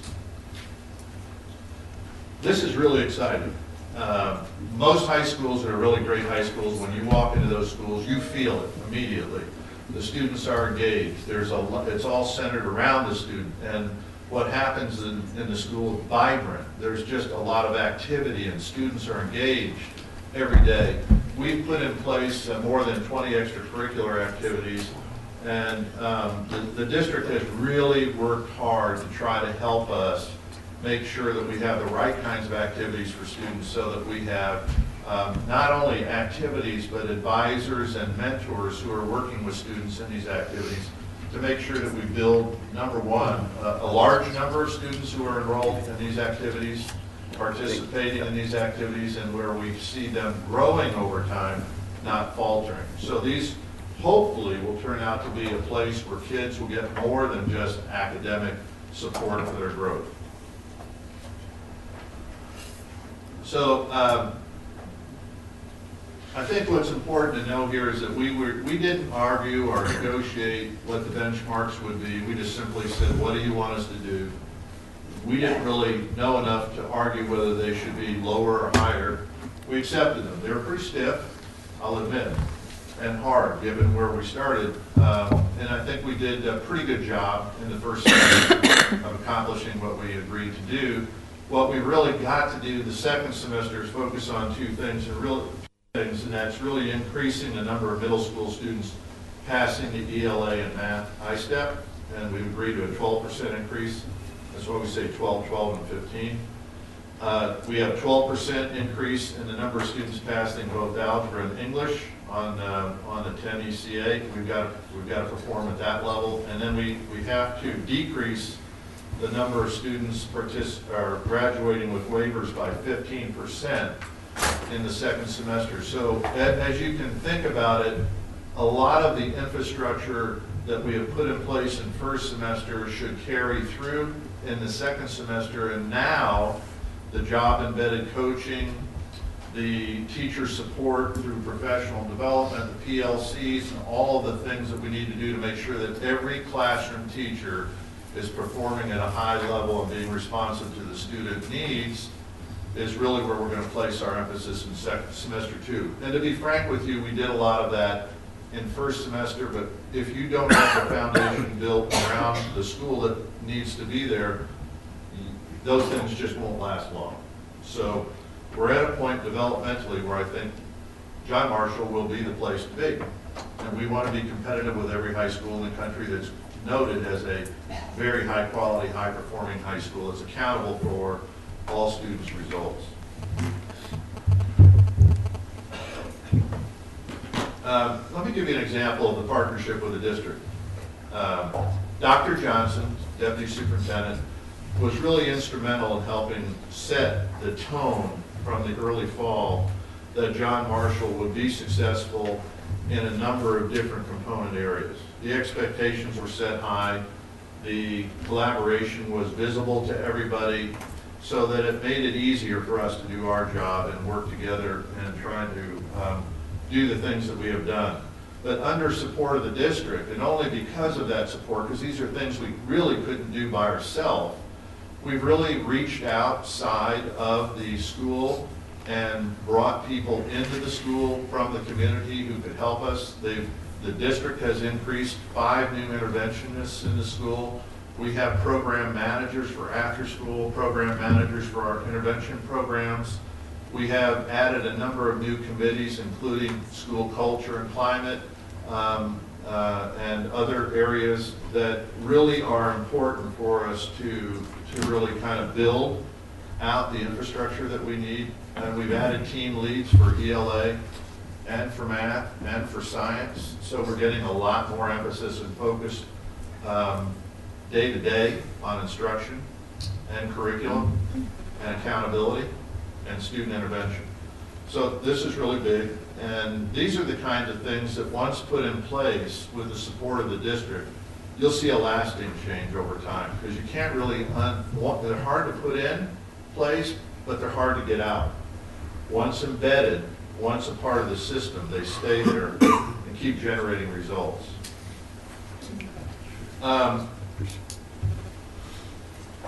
Really, if you look at the second semester, we're really going to be focusing on a lot of these things. These are not just foundational, but important to the change in instruction that we need to have take place in every classroom to really see the student performance change more dramatically than we have in the past. Finally, our readiness to learn in the 3 areas. Our readiness to learn is much better than it was. We put a number of things in place to be able to get the school, the students, the teachers, the administration ready to learn, and the expectation there that we will learn, and it's an expectation of every person in the school to help every student learn.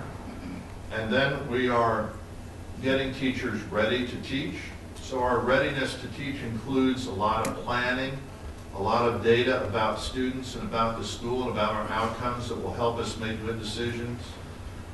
And we're working on a personalized learning and intervention plan for every student so that students, you know, the worst thing that can happen in any high school is that students become anonymous. That's the #1 problem in high schools. It's where you have discipline problems, dropout problems, students not engaged in the right kinds of coursework, et cetera. And so what we're trying to do is get a system in place where you cannot be anonymous, and that everybody, there is an advocate for everybody. This year, with the help of the district, we've brought in a number of community organizations to help provide support to students. We've also enlisted the support of a friend of ours, Dr. Howie Knopf from Arkansas, and who heads up the National Initiative on Project Achieve. And with his help, about 3 days a month, we are building a plan for interagency collaboration to help support the students in the school for social, emotional, and family needs. It's very early, but we're seeing very positive signs that students are now, and families are now, beginning to get help from these related agencies. So, spring semester, what are we going to do? We're going to focus on the core curriculum. We are going to have teacher planning time. It sounds like something, wouldn't you expect that to happen? But it wasn't built in the schedule properly. The schedule has been changed. We have the infrastructure in place. We have the support team there for ELA and math and science, so we're ready to go. And we're going to see a much greater support infrastructure for teachers, especially new teachers. And we're working very hard to reduce the number of teachers who are substitute teachers who are not qualified and or who are not aware and understand what we're trying to accomplish in John Marshall. If they come there and they know the game plan and they understand what it means for them individually and they're accountable for certain things, we believe that even when we have to have an instructor who is a substitute, we're going to have a higher quality instructional period for those students. So that's it. We're glad to be there. We're glad that you have been willing to support us as the lead partner. We're very proud of what the school district has done in their support of our efforts, and we couldn't have done any of the things that we've done without their help, because most of the time we're working together on it. So, questions? I just want to say this. I think Dan said something earlier about the charter school, the plan, the center, but all schools will benefit from this structure. Yeah. Without question. I appreciate you acknowledging IPS more than you realize, and you understand it needs to be a team approach, and we are all headed for the same direction. And I think sometimes, as I said before, sometimes when you get into these difficult schools, it is not that we don't want to do those type of things. It's sometimes we didn't have the resources to have someone help us in our professional development and our structure. And because you know as well as I do, I'll call you Skip since you got introduced that way. Skip, that your assistant principals, et cetera, are awfully busy, taking care of business, daily business. And to have someone help with this situation is a big deal. Now I want to go back and ask this question. Remind me how Voyager's being funded. So through the two ways. Okay. We have two bosses. Unusual, but it's life. So you're our boss because you pay us through a grant to fund our efforts at John Marshall High School specifically. The district, on the other hand, funds us through district funds to work with the 14 other schools that we're working with in the zone. So we kind of work with two groups. Okay. So what I'm hearing, Tony, help me, talk to me a little bit about that grant. But the grant gets them to John Marshall. That's correct. The only authority the board had and has is with John Marshall. And if you'll remember, we had this discussion after the public hearings at Marshall, where Dr. White actually presented this plan, and his plan was not just John Marshall, but as Dr. Johnson mentioned, the feeder schools. Well, as a board, we didn't have authority to deal with the feeder schools. So the agreement was, through our school improvement process and our funds available through that process, we could assist with John Marshall, and the district realign its resources to address the other schools. So they're using their professional development dollars to assist in those. I think Yvonne, you might, Yeah, they're, The funding comes from various different accounts, but we put everything we had that we could spare into this initiative. And when you're saying we, you represent IPS. I'm with IPS, yes. Okay, okay, that's all. I'm just saying, when you're talking, when you say we, I want Yes. to know, you're IPS. so it's a group of funds that they pull together from. Sure, and I understand that could come from general fund dollars for professional development. That could come from different type of grants that we have for Title II, whatever it may be. So you could reorganize your funding this way. That's what I needed to know. And so, but at John Marshall, the department has X number of dollars. Improvement dollars, and that's not necessarily, is that a grant or is that money that's just? Grant, so. That is, when you say a grant, the Department of Ed is getting that grant money? These are From federal who? school improvement grant dollars. Okay, federal school improvement grant dollars. You've heard of the SIG, grant. You've heard of the school improvement grant from the federal government. It was part of Race to the Top, part of that initiative. This is one of the four big concepts that the Department of Ed wanted to address in Race to the Top was the lowest performing schools. Sure. So it cut out X amount of dollars that states pursued to assist the state in helping districts with their lowest performing schools. And these are those dollars that are carved out of the Race to the Top grant. If I could, I'd like to tell you what people get for that, because it is important. People often wonder, $600,000 for high school, why is it so much? What do you get? In our case, at John Marshall and throughout the other 14 schools, we're deploying 1,818 days of consulting in those schools on a daily basis. Most of the consulting is classroom-based, job-embedded coaching. It's shoulder-to-shoulder coaching with teachers as they teach, helping demonstrate teach, model teach, critique teach. We are helping them, in many cases, learn best practices and institutionalize those as they teach. That's huge. We provide all the interventions in math and literacy, K-12, almost all, not quite all. And so that we're embedding and building in a system to train teachers on how do you intervene, how do you know when to intervene, what do you do that's a best practice to intervene so you get the highest growth trajectory in the shortest amount of time. It's all research-based, and we provide them the tools to be able to do that, and the assessment system. So, and then we have leadership development and leadership training and support. And so we put, it's resource intensive, and I think you made a correct point by stating that what many schools don't have